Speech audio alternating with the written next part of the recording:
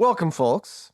I am joined today by a guest, Robert, sometimes known as Robert the Narrator, on his YouTube channel, who has been developing a new RPG of his own, and we're going to talk to him today about it. But yeah, my name is Robert. As Antoine said, I go by Robert the Narrator. My channel on YouTube is Confessions of a Frustrated Game Master. I've been doing that for maybe 3 years now, but I have been in the TTRPG hobby for 30 plus years. I started with a game called Champions, the super role playing game, which is probably a little different. I think most people get into the hobby through Dungeons and Dragons, but I started with a supers role playing game 30 plus years ago. My friends asked me to come over to play a game. I had never heard of tabletop role playing game, but it definitely changed my life 30 years ago, and I fell in love with the hobby and everything about it, mostly, I guess. And I've always wanted to do my own tabletop role playing game. And I started this journey 14 years ago. I finally gotten the game to a point where I'm ready to share it with our community. CGA, Antoine has been kind enough to allow me to come on and share my creation with you. I'm very humbled and that anyone cares. Well, that, I have questions, and I'm interested, so that's yeah. a lot of why. So, Champions is a game, if I recall correctly, and I don't know how much it kind of is an formative influence on sort of what you like in RPGs at the moment. Would you say that Peace is a game that takes much from Champions or from your experience of that kind of play? I would say yes. Nowadays that I am an OG in the hobby, original gamer. I've been in the hobby for a while. I definitely lean more towards a rules medium experience at the table. Champions is definitely a rules heavy. It's designed from a generic system where actually you can do any genre you want. But I think what influences came from Champions is the fact that I wanted Peace to have very competent characters.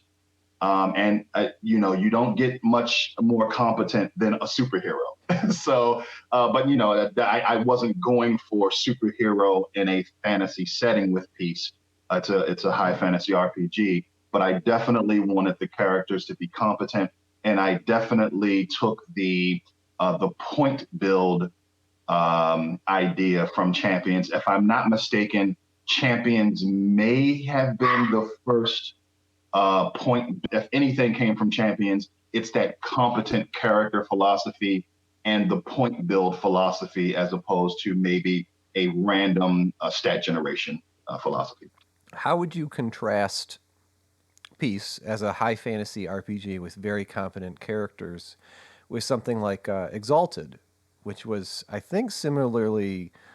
If you are familiar with Exalted, you know that the characters are literally demigods.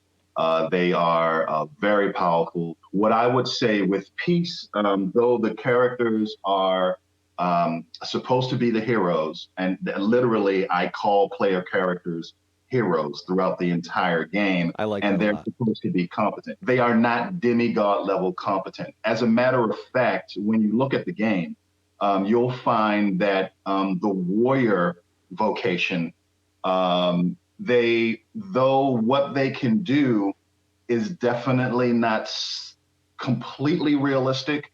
I try to make sure that if you were playing, say, a warrior whose preference for combat was ranged combat, it wasn't a situation where you could call hundreds of arrows out of the sky.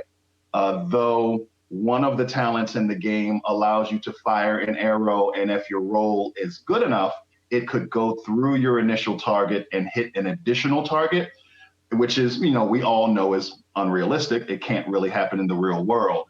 A archer character could not call a rain, a torrent of arrows out of the sky Okay. to damage there. So I try to keep the supernatural focus solely with the supernatural characters. And though the heroes or player characters of the game are heroic and competent, I wanted them to not be god level. So it's Um, would you say that it's sort of like the scope of the characters is kind of tied to our own mortal sphere? yes. Because I don't know, when you spoke to that particular analogy, something came to mind of like how there's some wuxia movies or kung fu. Um, and there's one kind of kung fu where they can be really good at certain things. And they might climb up the walls of a room. They might shoot an arrow through one guy and into the next guy. But then there's another kind of like, it's almost like an Eastern high fantasy sort of genre where the many arrows thing. And, you know, it kind of happens on this mythic sort of quantum.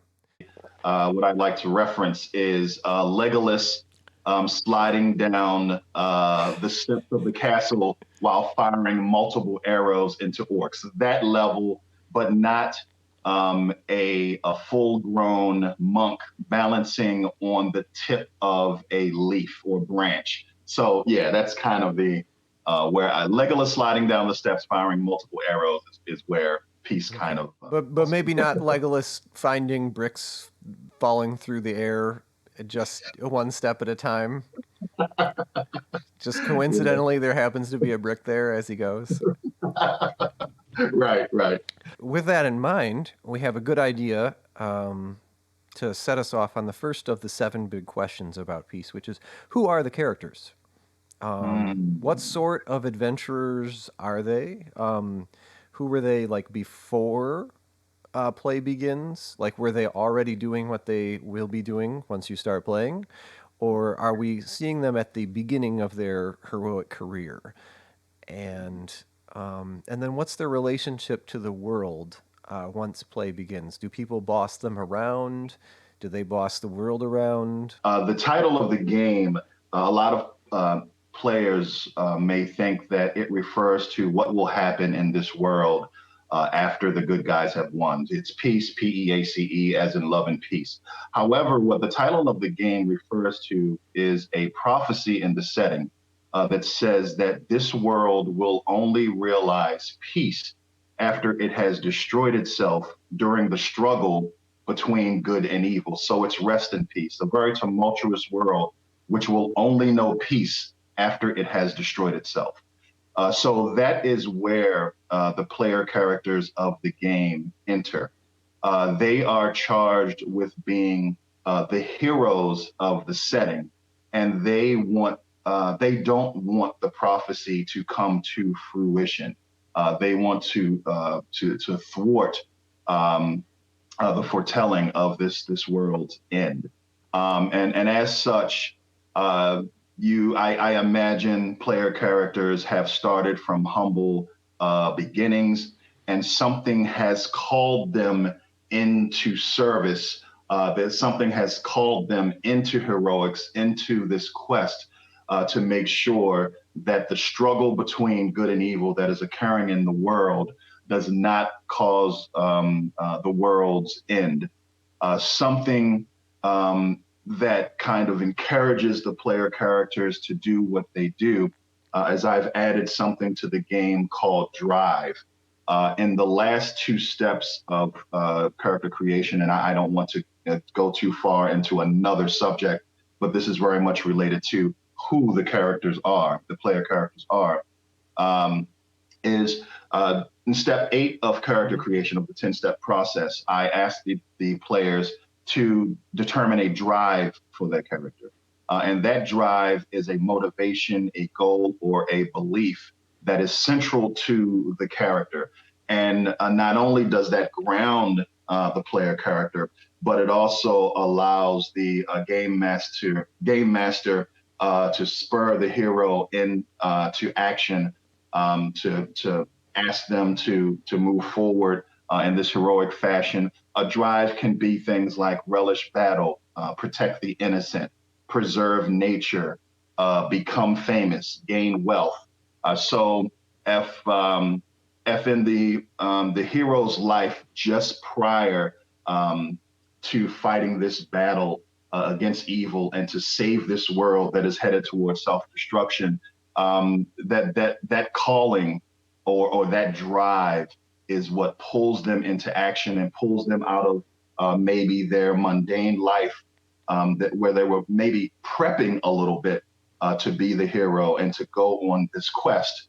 The GM definitely can call out to the player character and pull them out of their mundane life into a life of heroics and a life dedicated, maybe coincidentally or maybe inadvertently, into saving this world, because not every individual in the setting knows of the prophecy, Mm-hmm. but every individual knows that in this bright and shining high fantasy world, every denizen knows that under the surface, there appears to be a level of darkness that sometimes calls out to individuals, sometimes obviously means no good for the health of the world. So every individual, if you don't know about the prophecy, you know that under the surface, there seems to be a darkness that sometimes beckons to the innocent and the normally righteous. And that at least, along with their drive and the premise of the game, pulls them in from their mundane life into a life of heroics where they want to prevent this world from self-destruction. We witness perhaps the world just as it is beginning to reach this apocalypse. It's not something that's a long way down the road or 10 sessions away. Your campaign, if you begin playing this game, will be perhaps underwater in what's going on, or just as it begins. Yes. Okay. Yes.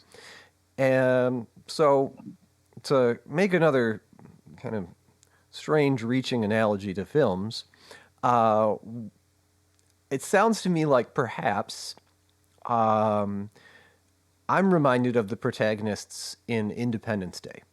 The Will Smith character, who is of course a very talented pilot and has like a devil may care attitude that will enable him to kind of literally fly into the belly of the beast.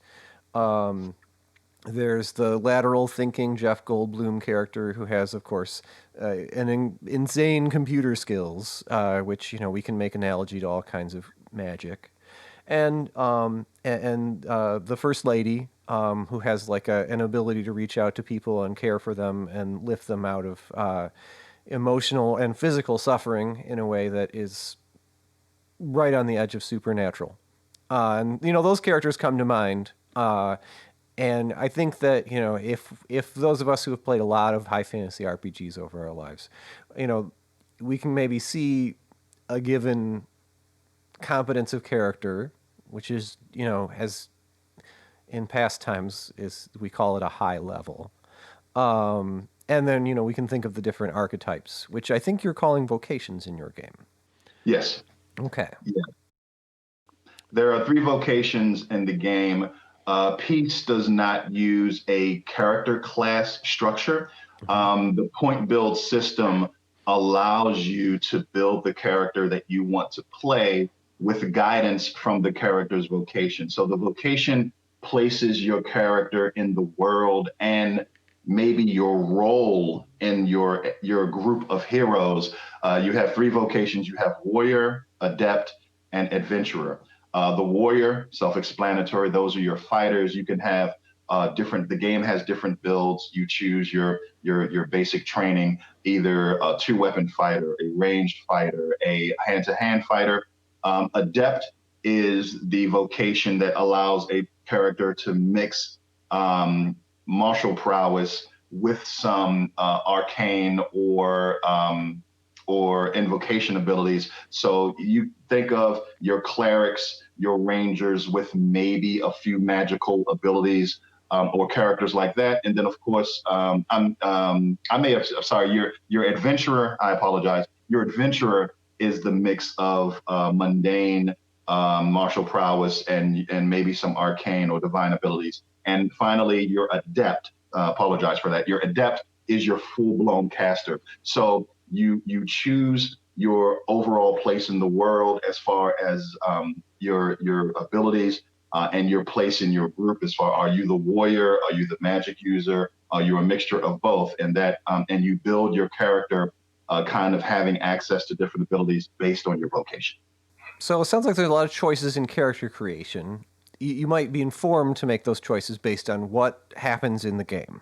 I can perhaps still sort of inquire, what do you imagine uh, most of play is preoccupied with? Is it tactical combat encounters? Is it resource management, kind of going into deep structures and kind of probing, exploration based play? Peace is definitely the type of game, and my preference as a player is to be challenged as a player. So, because the player characters are called heroes, you expect them to go out and do the dangerous work of saving this world that is on a precipice. um, and so in the game, uh, you will find that the game does lend itself to some tactical combat. These very competent characters can make multiple attacks per turn, and they will go out into the world and face dangers from physical threats, exploration, and interaction. My nom de plume is a narrator. So what that means is that when I came into the hobby, I've always loved role playing games. For me, if you take the role playing away, my question is, hey, why don't we just play a board game if we're going to do all combat? Or if you take all of the combat challenges and tactics away, my question is, why did I buy this $60 rule book? We could just sit around the table and improv. So, Peace is the type of game that will challenge the heroes of the game in physical combat, exploration, and in interaction. And actually, the mechanics of the game bear that out, in that the three ways that a character can attack and defend in the game is based on mundane warfare under their warfare attack stat. They can attack and defend under their influence stat, which is them being able to actually make their charisma a weapon that can affect encounters, not just interaction encounters, but also you can use your charisma or influence attack stat to frighten foes, to break their morale, to befriend them when the swords come out and the crossbow bolts are flying across the battlefield. You can still use your charisma to be an effective ally to your fellow heroes, and of course, power casting spells. So the idea is that all of these things will be an option, because I personally love tactical strategy, and I love challenging my characters, and I love being challenged as a player. But I also love the ability to have a face character who can actually affect the story, affect the narrative with their charisma. And I don't want that to stop when the swords come out.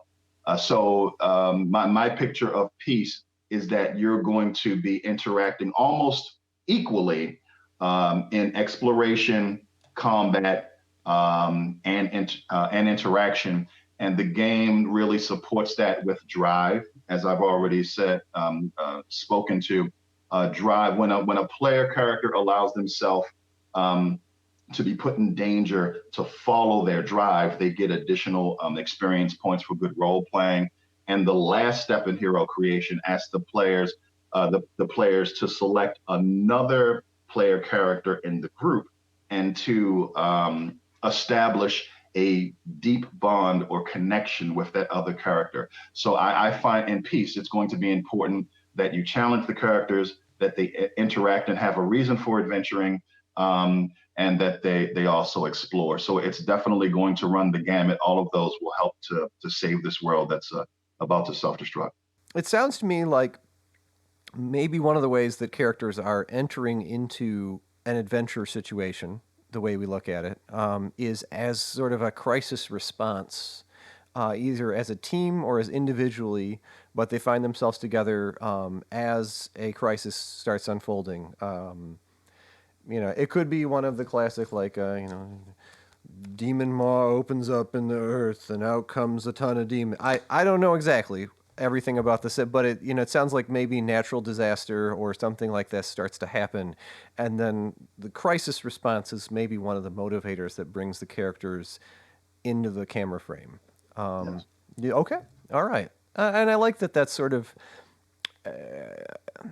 overt, or like that's something that is spoken to at this juncture by you, the game creator, because that's something that I think a lot of people have adopted as a big part of their play. Is some instead of the dungeon, there is the crisis response, and I think it's very interesting to think about creating the game with that in mind, because there can be certain abilities or certain ways of approaching the game mechanically that you might put in the game based on that.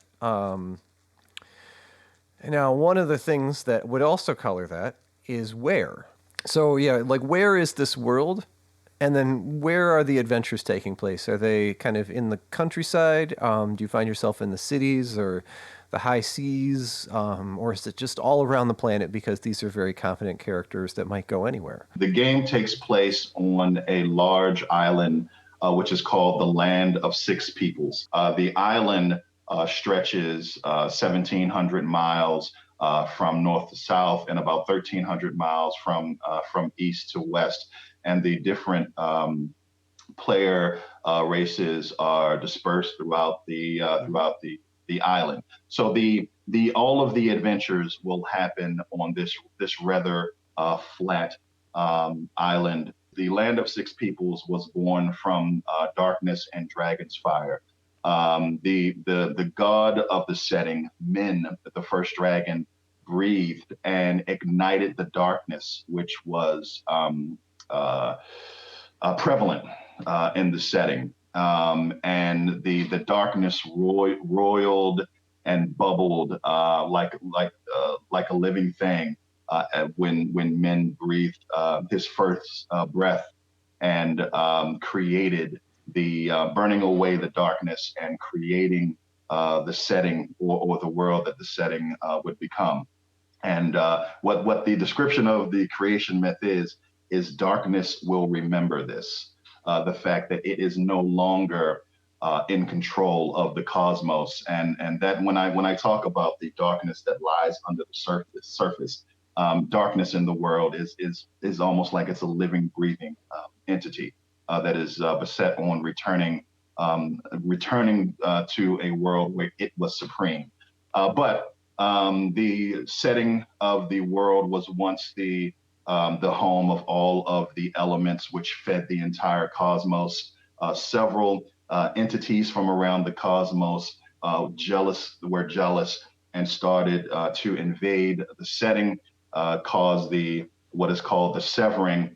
An emissary of Men, the first dragon, separated and created the planes of existence, creating the elemental planes, creating the infernal plane, the necrotic plane, the outer terrestrial planes, which prevented these entities from constantly um, attacking the setting of the world to gain Oh, control of the okay. resources and elements. So now, fast forward present day, the Land of Six Peoples, or the setting, is no longer the home of all of the elements of the cosmos. They have been sequestered away, and beings from around the cosmos are prevented from entering into other planes of existence because of the severing that occurred. A player character in the game, you will come from one of the player races. The elves, former rulers of the world, have been torn from their original homeland. So now they take up home in a forest called Second Home, and they use Quicksilver magic to adorn the flora around their new homeland with magical silver that can be controlled mentally. Um, you have the half giant titans were actually formerly worshipped by the elves as gods, but have now fallen and live in this world of mortals. So, as a player character, you can play a half giant titan who has to find their place in this world because they were they're gods who have fallen. You also have orcs who came to the setting as raiders from another continent, and after their invasion, the orc storm was thwarted. They now travel the huge grass plains in the center of this island as nomadic bands raiding and trying to survive off the land. Four human nations that dominate the setting. You have Fortress, which is the most powerful religious and military um, nation in the world. You have Arden, which is the heart of culture, art, and wealth in the setting. And you have Srill, which is a place where you can get anything you want for the right price. It's a dark, crime-ridden place. And finally, you have Medinhai, which is the home of the river monks of men, who are human monks who apply trade up and down the main river of the setting, and their goal is to sustain the land against this darkness that is threatening to consume it.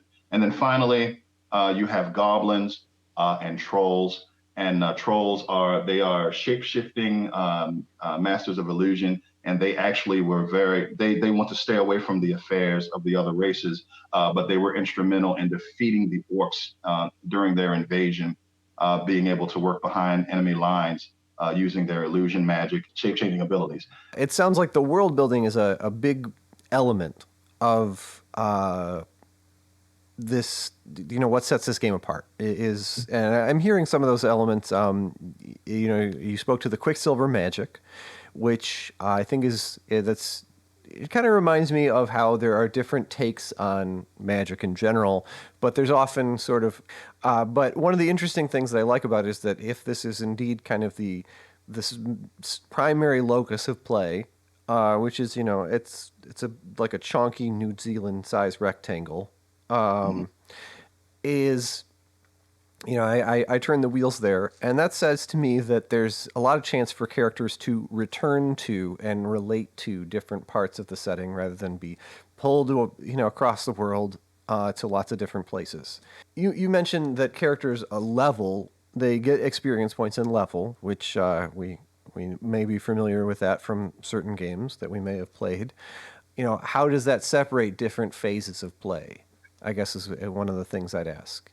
Because maybe we've played. There's before you have teleport, and then after the party has teleport. Yep, yep. And yeah, that's basically how I envision the game being broken down as the players advance. When the players start, they're definitely competent and heroic. They can wade into Mm-hmm. large numbers of NPCs of a certain level. But I imagine that initially they're traveling the land by horseback. They're doing the dirty work of being heroes in the setting, and then at earlier levels, and then as they move up into the mid levels of the game, they're facing deadlier threats. And as they go up to higher level, as you mentioned, then they start to get the abilities to teleport, to transport, to move large distances. They get the ability to safely travel into the other planes of existence without suffering some of the drawbacks that were put into place to prevent other beings from entering this plane of existence to try to invade and so forth. Peace tries to keep the high fantasy action and challenge going, and it just means that as you get higher level, the threats become bigger, your reach becomes greater. Mm-hmm. This might be interesting to folks that for whom Planescape was interesting, and that whole idea of taking D&D cosmology and bringing it into a role where it shapes some elements of what the world building is about. So you're developing that in a really interesting direction that I think I'd like to hear more about. If I'm able to successfully kickstart the game, I can see pieces high level play maybe shifting the game into a planescape type I, setting where you're traveling from plane to plane.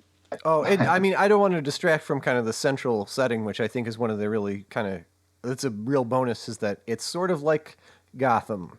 You're going to discover different places and parts of, but over the course of play, the characters also have opportunities to return to or like they hear a certain name, like they came from that part of the island. I was just speaking to not necessarily going to those planes, but how your story of the cosmology of the world seems to be pretty intimate with the setting itself. Okay, so how do you play this game? What are some elements of uh, combat and crisis situations? Non-combat situations as part of a continuum with combat? Like, do you think that uses the same mechanics in this game? I have to say that this is probably the most unique aspect of the game is the Mm-hmm. that mechanic. I essentially wanted a way for players, even if player characters, even at first level, to be able to make multiple attacks. But I didn't want it to be a fixed number of attacks because I remember in the old days, or even recently, if you have a character who can do multiple attacks, especially if you are a say a melee fighter, Mm-hmm. once you get into melee range, the dynamic nature of combat ends because every turn becomes I make my 3 attacks, pass the turn. Next turn, I make my 3 attacks, pass the turn. In peace, how many times you can attack is based on how many attack points you have, which are randomly generated by one of your 3 attack points. Okay. Sorry, attack stats. Who you're attacking and how you're attacking them, because as I said, in peace, there are 3 ways to attack: warfare, influence, which is your charisma, and power, which is your magic. And there are correspondingly 3 ways to defend: defense against warfare, willpower against charisma or Mm-hmm. influence, and resistance against power or spells. So you decide at the beginning of each turn how you're going to deal with threat in front of you. And it was very important to me as a player who loves to play face characters. If you're in any type of conflict, even if fisticuffs don't ensue, you still have the ability to use your charisma to affect things. So you can almost fold interaction and combat into one thing because they can both be interacted with using your attack stats, which includes charisma. And I guess exploration would be covered by the other core mechanic of the game, attributes. And attributes are, this is not, I think, as innovative as attack stats, but attributes, you have 10 attributes in the game. They run the gamut of what some games would call attributes, like you have strength and endurance, but you also have some attributes that would be more akin to skills in other games, like survival or thievery. You roll 2d6, you add your total attribute to that roll, and you go against a static target number or an opposed roll. And that is how you interact maybe with the exploration aspects of the game. So, so die roll gets invoked in this game, and I'm going to ask you about kind of mechanics of combat with as far as initiative in just a second here. Okay. That's kind of on the horizon because I think that's that dovetails nicely. But you said the 2d6 thing, Mhm. and one of the things that kind of comes to mind is, are we rolling the dice to kind of find out did you do it or not? Yeah. So I think the like a lot of role playing Mm-hmm. games, command or ask, you should only roll the die when the outcome has a substantial effect Mm-hmm. on the narrative. If you are walking across the room, there's no need to invoke the mechanics. If you are laying down your bedroll, there's no need to Yeah. yeah, to bring out the dice. But if you're laying down your bedroll and a goblin raider is sneaking up on your camp, you may want to know that Yeah. because when they attack or if they attack, that's really going to shake things up. So the game asks that you only invoke the mechanic when the outcome is going to have a significant impact on the story or the character. And when you do roll, the D6 represents the fickle nature of fate, the conditions that may be in front of you, and you're rolling to see if you succeed or fail. And yeah, it's usually just a pass fail. Okay. So it's just kind of a Yeah. quick resolution mechanic for like, did it work, or like, did you notice the goblin? And I really like the way you set that up. You're narrating what your character does, and you're kind of getting ready to camp. Or it sounds like maybe this would have been like a survival role. I don't know. I haven't memorized the skill list. Like it's connected directly to like outcomes based things. Like, did we notice the goblins? The way that the skills are, and I think that really speaks to feeling more comfortable with like which thing you're going to invoke. Because I keep running into that when I've been playing Travelers. Which stat is it, and I sometimes I hesitate. If you're familiar, if you've been playing that one game that has 6 stats, and you say like, "Oh, I need you to make a dexterity check." Like everybody knows what's up. The character's trying to balance. I'm intrigued by how these attributes might be things that are thought of as skills. And I think that consolidation lends itself to that fast resolution mechanic. Tell me a little bit more about combat. Is it like an I go, you go thing? Is it an I go for a little part of my turn, then you go? Tell me a little bit more about how like the action economy unfolds. So the when the game master decides that there's going to be a conflict, and conflict, as I said, could be physical combat or an interaction where characters are using the influence. The GM announces that each character decides how they are going to deal with the threats in front of them from round to round. Basically, they have 3 attack stats: warfare, influence, and power. At the determine how you're going to behave for the round, you roll the dice associated with your attack stats. So attack stats are rated for a number of d6 plus a bonus, like 2d6 plus 3, for example. The character decided that, you know what, this round I'm going to try to talk these goblins down, talk them out of attacking our camp. You would roll your 2d6 plus 3 influence, and that generates your attack points. In the first round, it also determines your initiative. So the higher you roll, the higher you will be in the initiative, and play is resolved highest initiative to lowest. So on your turn, if you have the highest initiative, you can do 2 simple actions: pull a sword, turn over a table, open a door. You can do a move action, move a number of squares equal to or feet equal to your move rate, and then you can attack. Excuse me. And attacking is where those attack points come into play.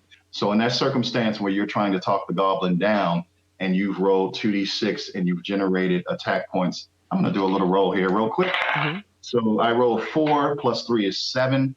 So I have 7 attack points. Now, the way that you attack in the game, every time you can spend a number of attack points equal to your target's appropriate defense, you get what's called a damage check.